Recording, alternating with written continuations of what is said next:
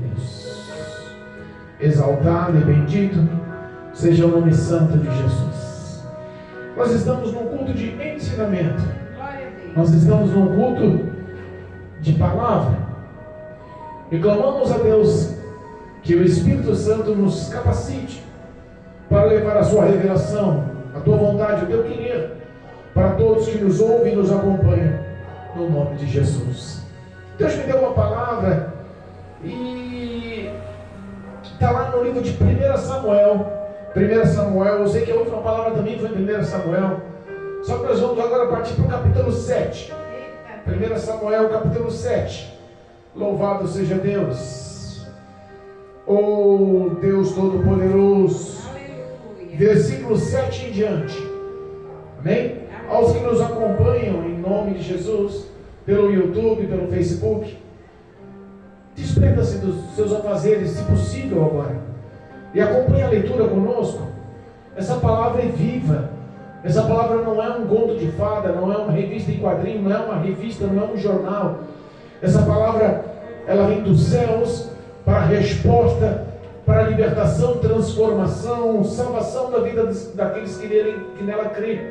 E nós confiamos que existe um intercessor, o Espírito de Deus, que é capaz de mover o impossível para te alcançar e te unir a Deus através dessa palavra. Amém? Amém. Louvado seja Deus. 1 Samuel, capítulo 7, versículo 7 em diante, diz assim a palavra de Deus: Ouvindo, pois, os filisteus que os filhos de Israel estavam congregados em Mispa, subiram os maiorais dos filisteus contra Israel. O que, ouvindo os filhos de Israel, temeram por causa dos filisteus. Pelo que disseram os filhos de Israel a Samuel: Não cesses de clamar ao Senhor, pois só Deus, nosso Deus, por nós, para que nos livre das mãos dos filisteus. Então tomou Samuel um cordeiro que ainda mamava e sacrificou-o inteiro em holocausto ao Senhor. E clamou Samuel ao Senhor por Israel, e o Senhor lhe deu ouvido. E sucedeu que, estando Samuel sacrificando o holocausto, os filisteus chegaram a peleja contra Israel. E trovejou o Senhor aquele dia com grande trovoada sobre os filisteus, e os aterrou de tal modo que foram derrotados diante dos filhos de Israel. E os homens de Israel saíram de Mispa e perseguiram os filisteus e os feriram até abaixo de Bet-car. Então tomou Samuel uma pedra e a pôs entre Mispa e Sem, e chamou o seu nome de Ebenezer, e disse: Até aqui nos ajudou o Senhor. Assim os filisteus foram abatidos e nunca mais vieram os termos de Israel, porquanto foi a mão do Senhor contra os filisteus todos os dias de Samuel. E as cidades que os filisteus tinham tomado de Israel foram restituídas a Israel, desde Ecrom até Gate, e até os termos Israel arrebatou das mãos dos filisteus, e houve paz entre Israel e os amorreus. Samuel julgou a Israel todos os dias da sua vida, e ia de ano em ano e rodeava a Betel e a Gilgal e a Mispa, e julgava a Israel em todos aqueles lugares. Porém voltava a Ramá, porque estava ali a sua casa, e ali julgava a Israel, e edificou ali um altar ao Senhor. Amém? Amém. Louvado seja Deus. Glorificado e bendito seja o nome santo do Senhor. Esse contexto, essa história, esse acontecido é uma conclusão de uma batalha final. É uma conclusão onde Deus se mostrou poderosamente. Mas na verdade o acontecido já vinha há muitos anos acontecendo. Se nós pegarmos o primeiro versículo lido, versículo 7 diz assim: Ouvindo, pois, os filisteus que os filhos de Israel estavam congregados em Mispa, subiram os maiorais dos filisteus contra Israel, o que, ouvindo os filhos de Israel, temeram por causa dos filisteus. Existia um conflito, uma guerra, uma batalha constante, psicológica e espiritual entre os filisteus e o povo de Israel. Mas no contexto, os filisteus ganhavam. No contexto, havia uma grande supremacia dos filisteus. Uma batalha, uma guerra, um conflito houve por muito tempo, mas a Bíblia nos ensina que essa época do conflito, da batalha, onde os filisteus se sobrepujaram sobre o povo de Israel, houve quando ainda o sacerdote que estava à frente do povo de Israel era o sacerdote Eli. A Bíblia fala que o sacerdote Eli, ele governou por 40 anos, ele foi sacerdote sobre o povo de Israel por 40 anos. No começo houve dedicação, houve fidelidade, mas com o passar dos anos, algo mudou. Ele parece que perdeu a intimidade, e a primeira ação, quando o homem perde intimidade com Deus, é Deus se calar ao homem. Deus já não falava mais com Eli. Os filhos de Eli, Ófnis e Finés, realmente levavam mau testemunho ao sacerdócio de Eli. Ao povo de Israel, eu já via que as contradições espirituais estavam acontecendo por muito tempo. Por isso, Deus se calara e o povo de Israel começou a ficar suscetível a outras adorações, porque quando o sacerdote para de anunciar a verdade, para de interceder pelo povo, quando o sacerdote perde a visão, acontece do povo se perder. Isso não é diferente dos dias atuais. Quando os líderes, os responsáveis, os pastores presidentes, os pastores locais de um grande rebanho, de um grande ministério, começam a desviar a palavra, não sendo a palavra de Deus, mas um contexto de motivação pessoal, motivacional, um contexto de prosperidade, um contexto de vitória, você pode ter certeza que começa a sair do que é santo, do que é doutrinário, do que é as leis, do que é os mandamentos, do que é os estatutos de Deus, do que é a vontade, os valores de Deus. Pode ter certeza que o povo começa a se perder. Aquele povo começou a se perder na idolatria. Aquele povo começou a se perder para outros deuses. Aquele povo começou a cultuar outros deuses. Perdeu a direção, perdeu o caminho. Perdeu a direção, perdeu o caminho. Quando você acha que está num caminho, seus pensamentos estão num caminho, mas as suas ações já estão contradizendo, estão fora da vontade de Deus, você está perdido e às vezes nem sabe. Meu Deus. Aquele povo nem entendia que estava perdido. Na cabeça deles, eles tinham o sacerdote, eles tinham o profeta, eles tinham o homem que intercedia perante o povo, perante Deus. Então eles estavam de uma certa forma acostumados. Mas no meio dessa situação, entenda, Deus levanta um menino, fez uma promessa ouvindo a resposta de Ana, aquele sacerdote, ouvindo a oração de Ana, a mulher de Eucana. Ele ouvindo a oração, o sacerdote ele adverte ela, pensando que ela estava embriagada, e ela fala: não, meu coração está entristecido, e pedindo ao Senhor um filho, e ele olha e fala assim: que Deus te conceda a sua petição. Aleluia. A palavra daquele sacerdote foi ouvida por Deus pela última vez. A Bíblia fala que pelo poder daquela palavra, Ana alcança o seu mérito e consegue gerar um filho e oferece aquele filho ao Senhor. Aleluia. Quando nós entendemos e conhecemos a história, ele foi ser criado, ser educado por Eli ao sacerdócio. Ele ouviu a voz de Deus mesmo quando era garoto. Nós conhecemos a história. O próprio Deus fala com Samuel quando criança e revela os pecados, revela as fraquezas do sacerdote. O sacerdote Eli perde a comunhão, perde a intimidade. Ele vê que dessa vez ele foi substituído por uma criança. Quantos homens que estão há 10, 20, 30 anos já estão envelhecidos dentro da igreja, 50 anos na igreja, mas já perderam o relacionamento, perderam a intimidade, e Deus vem levantando pessoas aí, pequenas, do anonimato, sem muito nome, sem muita história, mas com o coração limpo, focado em obedecer, vivendo a santidade, e Deus tem levantado homens como Samuel até nos dias atuais. Nesse contexto nesse contexto de desobediência dos filhos do sacerdote Eli, nesse contexto que Deus levanta Samuel, nós sabemos que há um conflito, há uma batalha, há uma guerra, há uma batalha entre os filisteus e entre o povo de Israel. Aquela batalha foi uma batalha que começou a formular medo no coração do povo de Israel. Perderam a batalha. A primeira batalha, o primeiro conflito, a primeira estratégia de guerra do povo de Israel foi frustrada. O combate foi favorável aos filisteus. 4.000 homens morreram do povo de Israel no primeiro conflito. Eles voltaram e começaram a contestar. Foram aos anciões de Israel e os anciões falaram e começaram a clamar ao Senhor, porque o Senhor nos entregou nas mãos dos filisteus.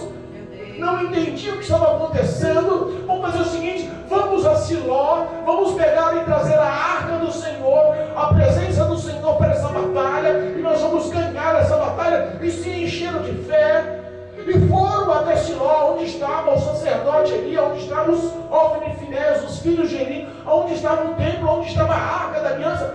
Levaram a arca da aliança para a guerra. Foi Ofni e Finés, os filhos de Eli também acompanhando, levando a arca. Aleluia. Quando eles levaram a arca para o campo de batalha, a Bíblia fala que eles ficaram tão cheios, tão fortalecidos espiritualmente e psicologicamente, mas no íntimo do coração eles sabiam que estava faltando alguma coisa. Meu Deus. A santidade. Olha aí. Estava faltando alguma coisa. A verdade. Estava faltando alguma coisa. A justiça. Eles ficaram tão contentes com a arca no campo de batalha, com a presença de Deus através da arca, no meio deles, no meio dos soldados, no meio dos combatentes, que quando eles colocaram a arca, a Bíblia fala que eles soltaram um grito tão grande, um grito com tanta alegria, que estremeceu a terra. Houve um terremoto com os guerreiros de Israel gritando e a arca no meio. Aleluia. Imagina um grito de um grande povo tremer a terra. Quando os filisteus viram que eles trouxeram a arca para a batalha e tremeram as pernas, eles falaram: agora nós perdemos, ai de nós. Eles levaram a presença da arca do Deus de Israel para o meio da batalha. Dessa vez nós vamos se enrolar. Mas levantaram os líderes da batalha e falaram assim: olha, sede forte, sede corajoso, nós já ganhamos a primeira vez, já não é a segunda vez. E o conflito houve. O povo de Israel, achando que Deus estava com eles na batalha, levaram a arca para o meio, mas a presença do Senhor, a intercessão do Senhor, já não estava com o povo de Israel. Entenda uma coisa: a Bíblia fala que Deus castiga e corrige quem Ele ama. Mas há uma repreensão. Mas há sim uma fala. De antemão Deus avisa o que está a acontecer. Aleluia. Deus já tinha avisado o sacerdote ali. Deus já tinha avisado que Ele tinha cortado o cordão umbilical com as gerações familiares que Deus tinha levantado e consagrado para que eles intercedessem, toda a geração, todos os familiares dele, intercedessem pelo povo de Israel. Mas a desobediência dos filhos e a falta de correção do pai, ele acompanhou os pecados dos filhos. Os filhos eram como glutões, comiam tudo que vinha de sacrifício, de oferta, não pensavam no próximo. Os filhos não só estavam dando como glutões em cima dos sacrifícios, comendo à vontade, eles também estavam pegando as mulheres das beiras dos caminhos e se prostituindo com ela. Essa fama de promiscuidade, de imoralidade sexual, de adultério, de fornicação e de comer e beber e de ameaçar os outros, sabe? Ficou uma coisa desgovernada, desordenada. Deus já tinha perdido o prazer, já tinha decretado a destruição deles. Meu Deus. A presença de Deus estava na arca, mas a arca que estava lá na batalha não tinha intercessão de Deus. Entenda uma coisa: Meu Deus. Deus não deixou de acompanhar o trajeto, mas na verdade Deus não intercedeu. Ele acompanhou a batalha, ele acompanhou o conflito, mas ele não intercedeu. Ele não intercedeu. Sabe qual foi o resultado da batalha? Mesmo com a arca da aliança no meio, 30.000 homens morreram. Meu eles ficaram aterrorizados, se eles ficaram com medo, aterrorizados com 4.000 homens de pé no primeiro conflito, no segundo 30.000 homens e com a arca da aliança no meio. Eles ficaram tão medrosos, tão aterrorizados, que fugiram e os filisteus levaram a arca. Sabe o que passa a minha mente? Sabe o que me passa o coração?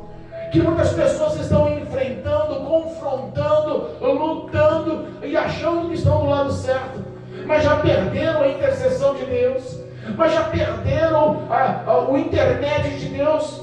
Às vezes estão achando que estão fazendo o que é certo, mas estão lutando pelos seus próprios prazeres, com as suas próprias forças, com a sua própria mentalidade, com a sua própria razão, com a sua própria lógica, com os seus próprios pés. Estão caminhando conforme eles querem, conforme acham que é certo. A Bíblia nos ensina que há caminhos que para o homem parecem caminhos bons, mas são caminhos de morte. Quantas pessoas perderam já a presença de Deus e estão achando que estão no caminho da verdade, mas estão caminhando para a morte? Meu Deus! Lembra de Sansão? Já tinha perdido a presença do Senhor, a unção, a glória, o poder do Senhor. Quando ele declarou a Dalila, ele já tinha perdido, mas quando houve o ataque, ele se levantou bravamente, achando que ia combater, mas já tinha sido raspado os seus cabelos, achando que a presença, o poder, a intercessão de Deus estava sobre a vida dele, mas foi levado como escravo, zombado. O cegaram, perfuraram o olho, colocaram ele como escravo. Olha só, afundou a história de um grande homem de Deus. Da mesma forma era aquele povo que estava ali achando que porque a arca da aliança estava no meio deles, eles estavam com Deus e Deus batalhara com eles. Quantas pessoas perderam o caminho? Quantas pessoas tropeçaram no meio do caminho e hoje tem medo da ação maligna? Hoje já não consegue mais confrontar os erros, hoje não consegue mais confrontar a sua carne. Aquilo que lhe fez tropeçar, que lhe fez cair, já se tornou extremamente forte. Você já não consegue mais olhar para o céu e orar ao Senhor com o coração limpo. Meu Deus! Aquele povo estava com a mente perturbada, estava com medo, correram para suas casas, atemorizados, não se falaram mais. Mas a Bíblia fala que um ismaelita correu do meio da batalha e foi até Shiló.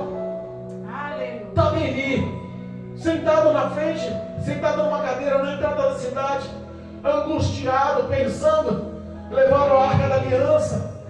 Chega aquele homem, conta na cidade o que aconteceu, a carnificina que aconteceu, a derrota que aconteceu. O homem sem a presença de Deus em qualquer batalha vai ser derrotado. O homem sem a presença de Deus em qualquer batalha vai ser frustrado. O homem sem a presença de Deus, por mais que tudo aparece que está dando certo, tudo parece que está se encaixando, tudo parece que vai dar vitória, sem a presença de Deus o conflito é realmente derrota.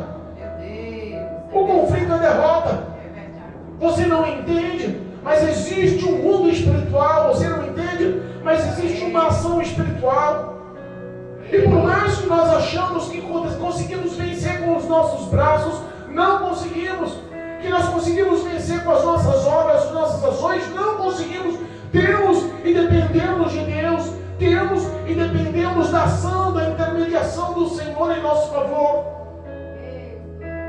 A Bíblia fala que os filisteus levaram a arca da aliança.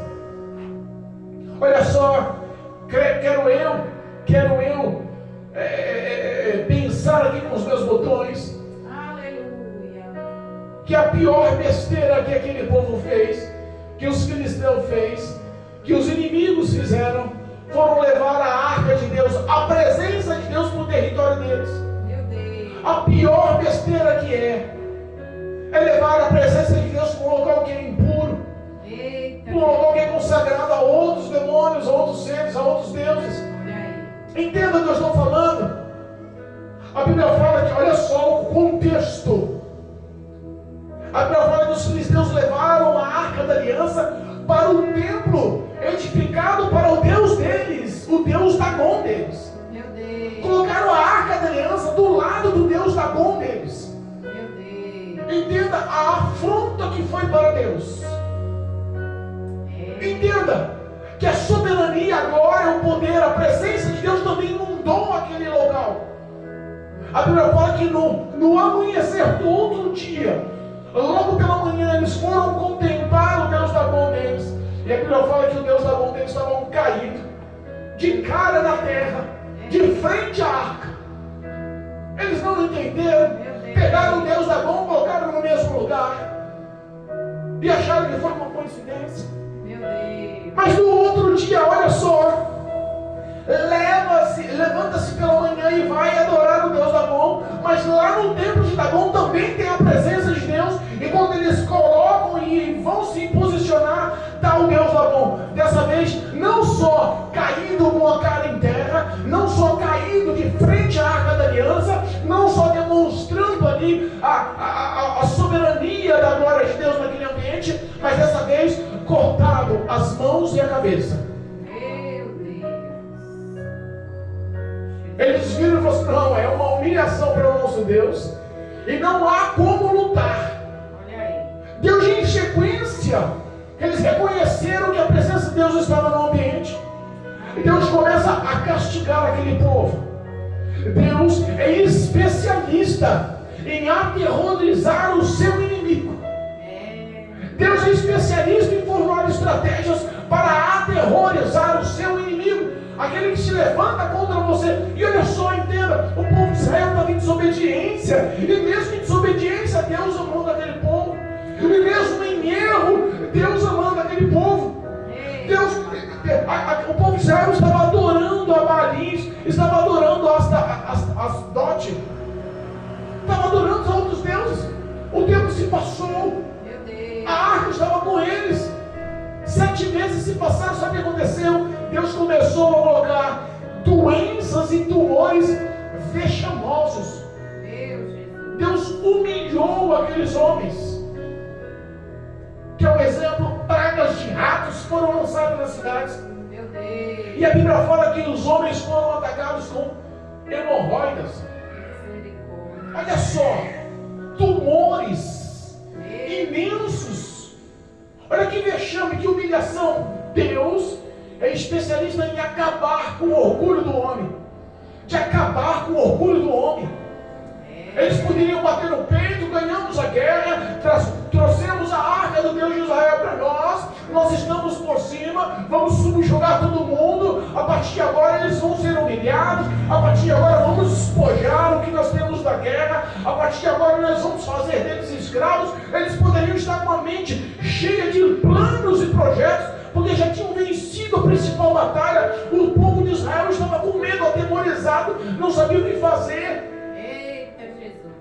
E mesmo sem saber, mesmo afastados de Deus, mesmo sem a presença da arca no meio do povo de Deus, Deus estava aterrorizando os inimigos do povo de Israel. Deus estava colocando pragas e tumores, doenças e medo da morte. A Bíblia fala que o anseio da morte entrou nas cidades. Todas as cidades, porque cada cidade que a arca era levada, o povo falava assim: não, tira daqui, leva para outra cidade. Saiu de uma cidade, foi para outra cidade, a outra cidade aconteceu a mesma coisa. O povo começou a ter hemorroidas, o povo começou a ter tumores, a infestação de ratos começou, e afetava todo mundo. Afetava o homem mais rico, afetava o mais pobre, afetava as crianças, afetava os idosos. Deus determinou a destruir aquele povo. Desafiou. Sabe, tinha projetos contra, estava maquinando o mal contra o povo eleito de Deus, contra o povo escolhido de Deus. Quantas vezes Satanás usa projetos malignos, usa ciladas malignas para parar a igreja de Deus, para parar o povo santo de Deus, para parar o evangelho sobre a face da terra. Quantos ataques grandiosos aconteceu? Que é um grande exemplo: a Segunda Guerra Mundial, Hitler, mais de 6 milhões de judeus foram mortos, um genocídio que abalou o planeta, tudo para parar o evangelho. Mas a Bíblia nos ensina que a presença do Senhor dá vitória em qualquer batalha. Às vezes nós não entendemos o tamanho da graça e da misericórdia. Aquele povo merecia, não. O povo estava desobediente. É diferente dos dias de hoje? Não. O povo continua desobediente.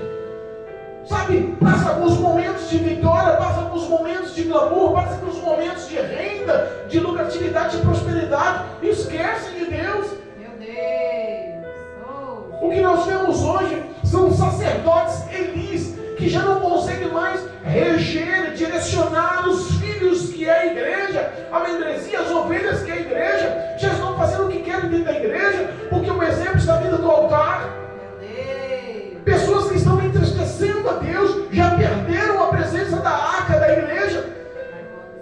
E mesmo assim, o inferno lutando e planejando para parar a igreja, lutando e planejando para matar o corpo de Cristo, lutando e planejando para acabar com as noivas do Cordeiro. E Jesus continua aterrorizando o inferno com promessas, aterrorizando o inferno com projetos para a igreja, aterrorizando o inferno com amor dedicado a quem não merece.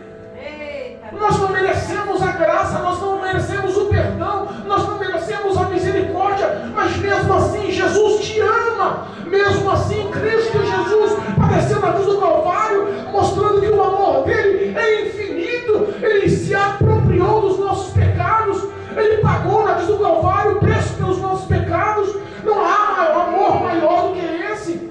Aleluia, meu Deus. Nos dias atuais nós vemos as mãos de Deus ainda batalhando e lutando e trabalhando. Isaías nos ensina que não há um Deus como o nosso Deus, que lute e batalhe tanto em favor do povo que nele espera. É o nosso Deus, é o nosso Salvador. Quando pensamos em parar, Ele sempre nos dá um sinal: sou contigo. Quando pensamos em fraquejar, Ele sempre nos dá um sinal: seja forte, sou a sua direita. Quando nós pensamos em parar, em vacilar, Ele está ali, prontificado para não deixar os nossos pés ir para a esquerda ou ir para a direita. Ele constantemente segura nossas mãos, Ele faz presente nas batalhas diárias que nós temos. Ele é Deus. Ele é Deus. Os filisteus já não sabiam o que fazia. Os filisteus estavam com medo, aterrorizados. E engraçado que o povo de Israel não sabia disso. Eles estavam com a arca e o povo de Israel se lamentando: os nossos inimigos levaram a arca. E os inimigos, os filisteus com a arca: meu Deus, o que a gente faz para se desfazer dessa arca? Essa arca está trazendo maldição para nós, praga para nós, doença para nós, tumores para nós. Nós vamos todos morrer com essa arca. Se reuniram, chamaram os líderes dos filisteus, chamaram os principais dos filisteus, chamaram os cabeças dos filisteus e falaram assim: olha, toma uma posição, o povo está morrendo, está todo mundo com medo, olha os tumores, olha o que está acontecendo. Os líderes filisteus chamaram os seus adivinhos, chamaram os seus feiticeiros, chamaram os seus conselheiros, e eles falaram: olha só, existe só um jeito. Envia novamente essa arca, a arca do povo, do Deus de Israel. Envia novamente para eles, mas faz um sacrifício de oferta. Quem sabe assim, a mão do Deus de Israel não para de pesar sobre nós e sobre o nosso Deus. Oh, glória! Às vezes nós entendemos que Satanás e seus demônios são poderosos, mas a Bíblia nos diz: olha só a diferença.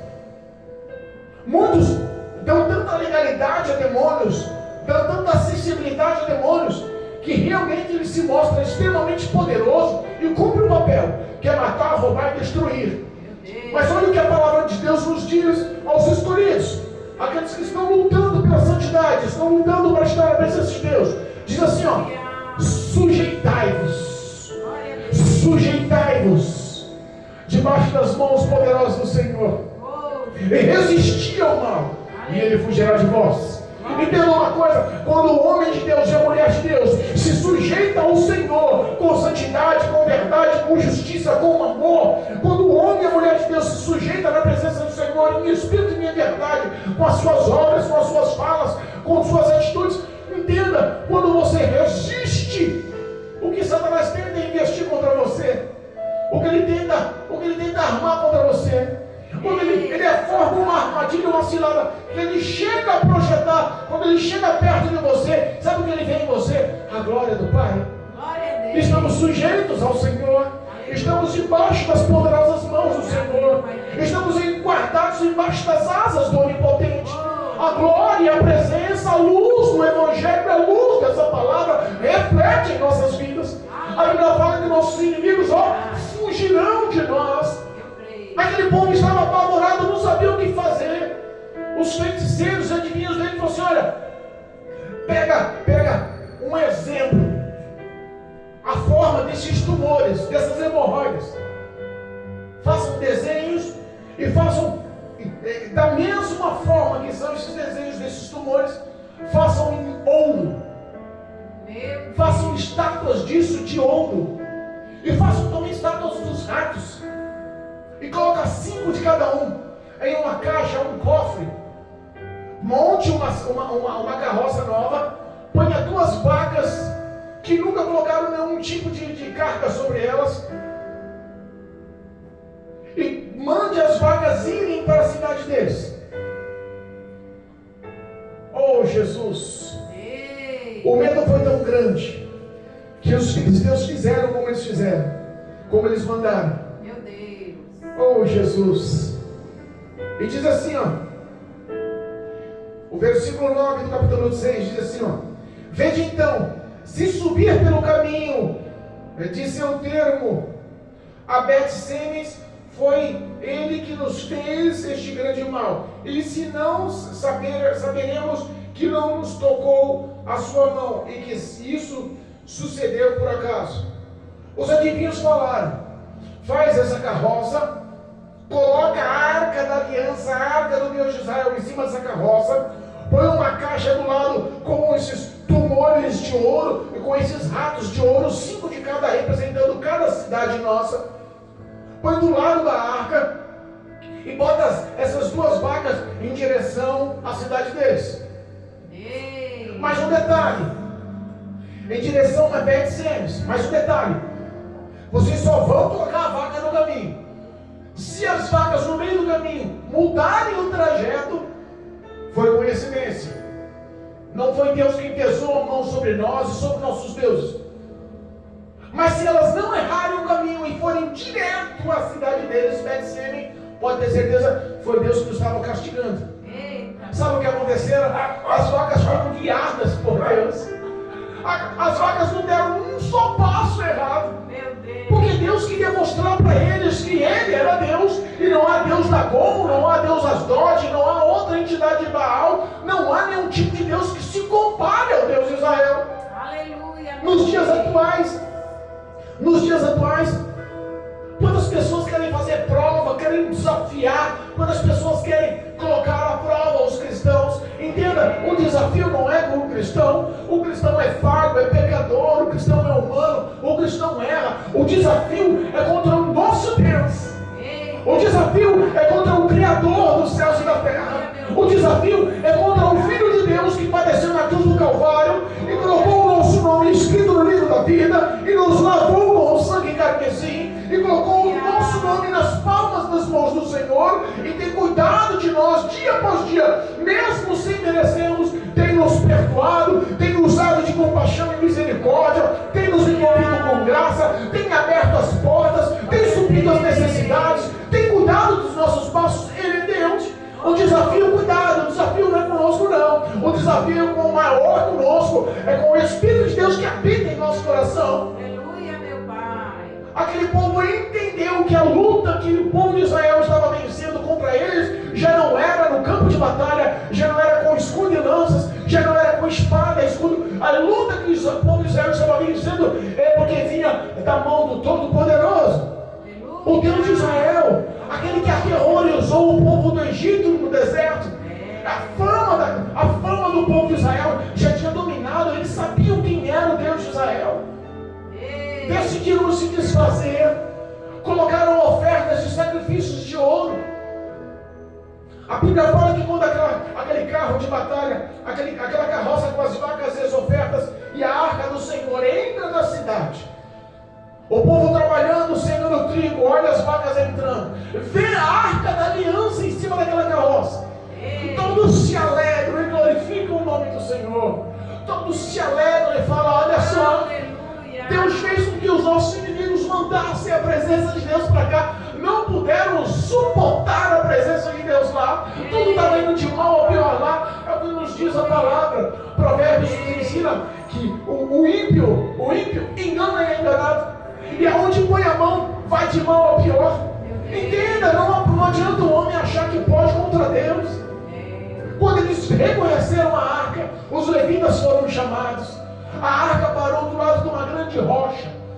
Eles usaram aquela rocha e colocaram os sacrifícios, quebraram aquela carroça, aquelas madeiras, sacrificaram os bois, as vacas que levaram e fizeram um grande holocausto. Fizeram uma grande festa. Fizeram uma grande festa. A arca ficou na cidade por 20 anos. 20 anos. Durante esse tempo, não tinha uma pessoa santificada, consagrada para cuidar da arca. O sacerdote Eli tinha saído, já tinha falecido. Ouviu a notícia da batalha. Aquele benjamita que levou a resposta, quando chegou ao ouvido deles, olha só, o povo de Israel sofreu uma perca terrível. Foi uma carnificina, mais de 30 mil homens morreram. E digo mais, os seus 2 filhos, Ofnis e Finés, também morreram na batalha, de uma vez. E digo mais, levaram a arca da aliança, levaram a presença de Deus para eles. Diz que o sacerdote ali sentado estava, ouviu, se atemorizou de tal forma, caiu de costa, quebrou o pescoço. Um homem velho, de 98 anos, já estava cego, obeso, gordo, não tinha mais reação. Do jeito que caiu, morreu. Não tinha um sacerdote oficial, tinha Samuel, que ainda estava crescendo na presença de Deus. A Bíblia fala que Deus fazia aquele menino crescer em graça, crescer em estatura, crescer em reconhecimento. Samuel já estava ensinando e auxiliando nas palavras no meio de grandes pessoas, mas ainda não era tido como um sacerdote e juiz entre o povo de Israel. Eita, papai. A Bíblia fala que aquele povo, o povo de Bet-Semes, começou a curiar. Vamos ver o que tem dentro da arca. Meu Deus. Os anos passaram e no mínimo alguém se sentia importante o suficiente para abrir a arca e olhar. Era tão santo, era tão consagrado, era tão poderosa a glória de Deus, a presença de Deus naquela arca, que sabe, a audácia de quem quisesse olhar o que tinha dentro da arca, o que acontecia, eles morriam. Sabe quantas pessoas morreram? A Bíblia fala, olha, versículo 19 do capítulo 6, diz assim, ó: e feriu o Senhor os homens de Bet-Semes, porquanto olharam dentro da arca do Senhor, até ferir do povo 50.070 homens. Meu Deus. Oi, gente. 50.000, não era possível que as pessoas vieram, eu vou abrir e cair morta, vem outra, vou olhar também, vou morrer. 50.000 homens, mais de 50.000 homens olhando e morrendo. Meu Deus. Demorou tanto tempo, tantas mortes, para que aquele povo caísse em si. Olha só, versículo 20. Então disseram os homens de Bet-Semes: quem poderia estar em pé perante o Senhor, este santo Deus? E a quem subirá desde nós? Começaram, depois de muitos anos, de muitas mortes, começaram a falar: olha, Deus trouxe matança no meio da gente. Olha só, a gente não é digno de estar na presença de Deus. Vamos ter que fazer alguma coisa. Vamos transferir esse negócio daqui. Não vamos deixar essa cidade mais não. Meu Deus. Levaram lá para a cidade de Kiriat Jearim. E levaram para a casa de Abinadab. E lá sim consagraram Eleazar para guardar, para cuidar da arca. Houve uma consagração no meio do povo, destinada a cuidar da arca. Mudou o contexto. Aleluia. Mudou o contexto. Aquele povo viu que a presença do Senhor estava no meio deles. E começaram a clamar a Samuel. Começaram a clamar ao Senhor.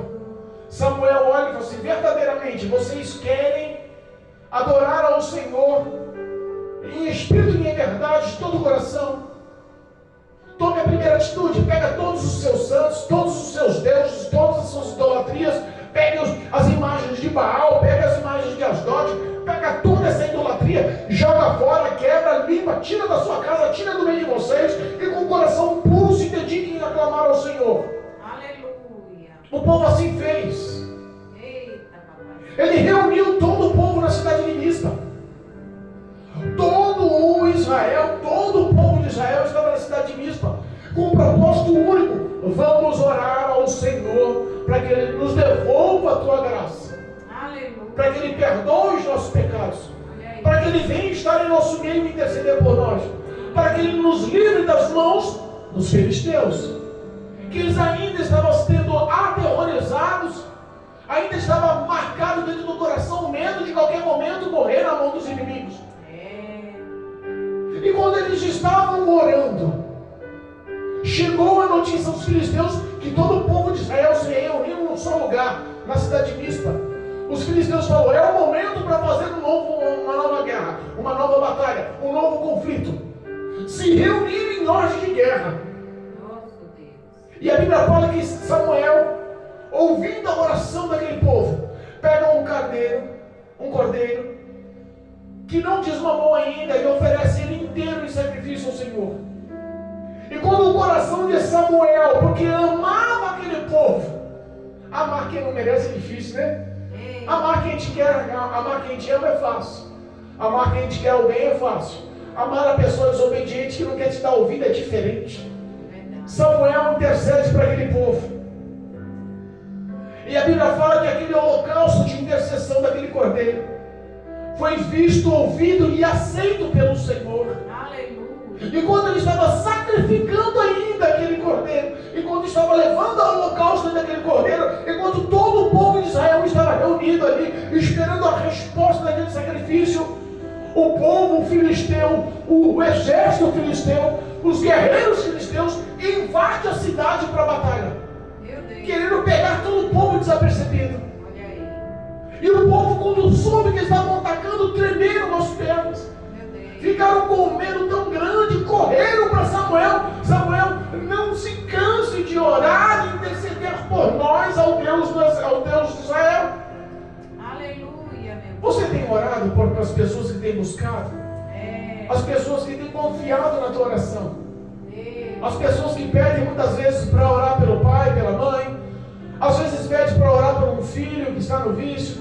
Pede para orar pelo esposo que está meio desvinculado. Pede para orar pela esposa que está desempregada. Pede para orar por um parente que está adoecido. Quantos pedidos de oração você tem recebido e tem orado? Quantos cadernos de oração você tem feito no seu lar para interceder aos necessitados? A Bíblia fala que Samuel orava ao Senhor. O povo de Israel, com medo do ataque dos filisteus, pedem oração ao sacerdote. Já começam a enxergar Samuel como sacerdote. Já começam a ter a visão que Samuel é a representação de Deus. Já começam a enxergar que Samuel, mesmo sendo jovem, é o intermediário entre o povo e Deus. Glória a Deus. E a Bíblia fala que Deus dos céus ouve, recebe o sacrifício e responde. Mas responde com um grande trovão. Foi um grande trovão de tal modo que aquele trovão, aquele relâmpago, aquele trovão invade no meio do exército dos filisteus. Meu Deus. Tremeu, um estrondo tremendo. Os filisteus, quando vê o sacrifício sendo feito, o povo reunindo, orando ao Senhor, e vindo um relâmpago dos céus, fala: agora se quebrando. Agora perdemos. A Bíblia fala, olha só, nós lemos na leitura oficial, olha só, versículo 10: e sucedeu que, estando Samuel sacrificando o holocausto, os filisteus chegaram a peleja contra Israel, e trovejou o Senhor aquele dia com grande trovoada sobre os filisteus, e os aterrou de tal modo, os atemorizou, causou pânico, medo de tal modo, que eles olharam para si e falaram: perdemos. Olharam para si e falaram assim: não dá. Olharam para si e falaram assim: Deus está no meio deles de novo. Olharam para si e falaram assim: dessa vez nós vamos sucumbir. Aquela ação foi tão poderosa que os exércitos exército de Israel que estava reunido em Mispa, junto do povo, e enxergou a vitória nos olhos, viu que Deus colocou os inimigos em tuas mãos, e começaram a batalhar. Eles correram de medo, mas a Bíblia fala que o exército de Israel percorreram e correram atrás, e feriram um por um, e ganharam aquela batalha. Glória a Deus. Aleluia. Quantos anos subjugados pelos inimigos? 20 anos. Quantos anos sem sacerdote oficial? Quantos anos com medo? Quantos anos perdendo terra, território, cidades ao redor? Os filisteus tinham conquistado as cidades circunvizinhas. A vitória contra o povo de Israel colocou eles na supremacia. Eles se sentiam tal e começou a dominar cidade por cidade. Mas a Bíblia fala que quando o povo de Israel viu um sinal de Deus, que aquele trovão rasgou o céu e foi em cima do exército dos filisteus, que eles reconheceram que Deus estava no meio daquele povo. Deus sempre vai lhe dar um sinal que é contínuo na batalha. Glória a Deus.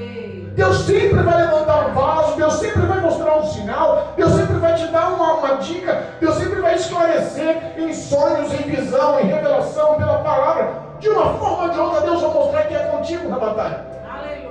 O não temas, não te atemorizes, eu sou contigo, eu te esforço, eu te animo. Sempre vai ser exposto no meio da sua batalha, da sua guerra, da sua luta, do seu deserto, da sua crise. Não, olha, eu sei que é fácil falarmos, não se importe, porque quem está fora da crise possa falar. Mas eu falo mais. Mesmo na crise, creia que você não está só. Mesmo na crise, creia que Cristo está do seu lado. Mesmo no deserto, saiba que nessa batalha o Senhor vai à sua frente, vai à sua retaguarda e põe anjos ao seu redor para te proteger e te dar vitória. Operando Deus, ninguém pode impedir. Glória a Deus. O povo de Israel não só mata os filisteus, não só mata o exército inimigo, não só vence a batalha, começa a conquistar as terras que eles levaram.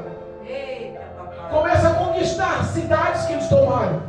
As riquezas e tudo o que eles perderam foi restituído ao povo de Israel. Deus não deu só a vitória na batalha, porque Deus faz além do que pensamos, ou pedimos, ou imaginamos. Ele é Deus. Ai, meu Deus. Ele restituiu a perda de 20 anos. E ainda, olha só o que Deus completou. O povo de Israel foi lá nas cidades que eles tinham subjugados, tinham tomados dos amorreus, devolveram as cidades a eles e fizeram uma aliança de paz. O povo de Israel e os amorreus. Eita, papai. Sabe qual foi o tamanho da vitória? Quando Samuel, no meio de tudo isso, o povo de Israel elegeu e instituiu Samuel como sacerdote e como juiz no meio do povo de Israel. Tinham esquecido a velha ação do sacerdote Eli, que já tinha passado 2 décadas. E instituíram agora que tem um sacerdote, tem um intermediário, tem um intercessor, tem quem ore, tem quem busque, tem quem nos apresente na presença do Senhor, tem um pastor novo na igreja, tem um pastor novo no rebanho, tem sangue novo, tem obediência, tem fidelidade, tem oração, tem santidade, tem doutrina, tem palavra, tem graça, tem poder, tem a presença gloriosa de Deus novamente na casa. Glória a Deus. A Bíblia fala que enquanto Samuel viveu, os filisteus nunca mais atacaram aquele povo. Enquanto Samuel foi vivo, os inimigos dos filisteus nunca mais passaram na cabeça e falaram: vou voltar mais não. Ali é perca, ali é derrota certa. Vou não. Enfrentar o povo de Deus é derrota certa, não dá não. Aleluia. Glória a Deus. Samuel passou a ser juiz daquele povo. Ele começou a andar de cidade em cidade. Betel, Gilgal, Mispa. Aleluia. Ele começou a julgar aquele povo, ter o reconhecimento daquele povo de ser homem de Deus. Aleluia. Mas a Bíblia fala no último versículo, para não encerrar, já passou o tempo, glória. Versículo 17. Diz assim, porém, voltava a Ramá, porque estava ali a sua casa, e ali julgava Israel, e ali edificou um altar. O símbolo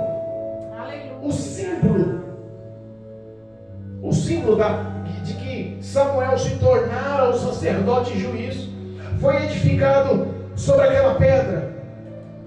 Sabe aquela pedra do sacrifício? Ele colocou uma pedra de sacrifício entre a cidade de Mispa e a cidade de Sem. E chamou aquela pedra de Ebenezer, que significa rocha de socorro. E depois ele instituiu a frase final: até aqui nos ajudou o Senhor. Dali em diante, diz que essa rocha está lá até hoje. Dali em diante, o povo sentiu que verdadeiramente Samuel era o sacerdote juiz, que tinha a presença de Deus, relacionamento e intimidade com Deus. Glória a Deus. Mas a Bíblia fala que ele formou um altar lá na cidade dele, em Ramá. Lembra de Ana, que saía de Ramá para Siló, de ano em ano, para oferecer sacrifícios? Aquela mesma Ana teve mais 5 filhos. Pediu Samuel e Deus não deu só Samuel, deu mais 3 homens e 2 mulheres. Aleluia. Aquela mesma Ana, com orgulho, tinha o seu filho como sacerdote, servo do Senhor, juiz daquele povo. O orgulho e o prazer de ser fiel a Deus, sempre há recompensa. Estava na cidade de Natal, ele montou ali um altar ao Senhor e julgava da cidade de Ramá o povo de Israel. Eita, papai. Entenda uma coisa: Deus tem vitória para você hoje e sempre. Aleluia, eu creio. Às vezes as provas se tornam duras, é porque Deus quer te lapidar, provar a sua fé. Ele quer te purificar porque ainda há impurezas. Mas em todas as batalhas que Deus te leva ao deserto, que Deus te leva ao vale, que Deus te leva para esse conflito, Ele está te levando, mas Ele está contigo na batalha. Aleluia. Ele está te levando, mas tem quem intercede por você, o Espírito de Deus. Ele está te levando, mas a vitória já é decretada nos céus ao teu favor. Ele está te levando, mas Ele está querendo que você saiba que você não está só. Aleluia. E no fim de toda batalha existe uma recompensa. No fim de toda batalha existe sim um galardão, existe sim uma recompensa. Aleluia. Que o povo do Senhor hoje, na atualidade, nos dias atuais, possa reconhecer que toda a luta e a batalha que vivemos sobre a face da terra, para estarmos na presença de Deus, um dia vai se findar essa batalha. Um dia vai acabar essa guerra. Um dia vai acabar essa luta diária que nós temos. Luta contra a carne, luta contra o mundo, luta contra o próprio Satanás. Um dia essa batalha espiritual vai findar. E no fim que findar essa batalha vai haver recompensa eterna nos céus. Aleluia. Como diz em Colossenses capítulo 3, versículo 1, olhai para as coisas de cima. Que nós possamos focar no nosso coração no que Deus reservou para nós nessa noite. Amém. E hoje é noite de conserto. Hoje é noite de se humilhar. Hoje é noite de arrancar toda a idolatria, todo o pecado do teu coração. Confessar em oração, porque aquele povo só conseguiu remissão quando estava confessando ao Senhor os seus pecados. Abandonou tudo que afastava o homem de Deus. E conseguiu novamente comunhão e reconciliação com o Senhor. Hoje é noite de reconciliação. Aleluia. Hoje é noite de conserto. Cristo está contigo nessa batalha. A vitória ela é certa. Glória a Deus. Eu profetizo vitória na sua história. Em nome de Jesus Cristo. Em nome de Jesus. Volte teu coração. E firme com fé na vitória que Cristo é contigo e já te deu essa vitória. Em nome de Jesus. Amém. Amém? Amém. Louvado.